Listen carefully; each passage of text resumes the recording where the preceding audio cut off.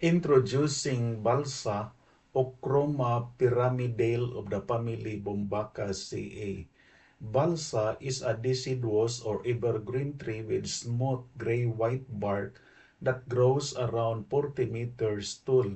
The large leaves are weakly palmately lobed and grow 30 to 40 centimeters across. Balsa fruits are green capsules with cottony filaments called kapok that surrounds the seeds.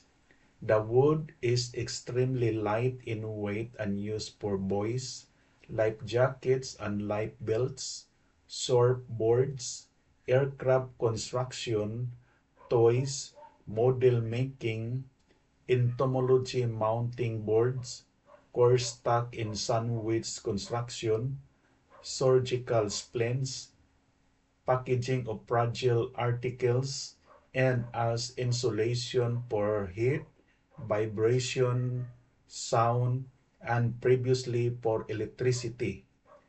Fibers obtained from the fruits are suitable for use in pillows and mattresses. Bark is also a potential source of fibers for ropes and twines.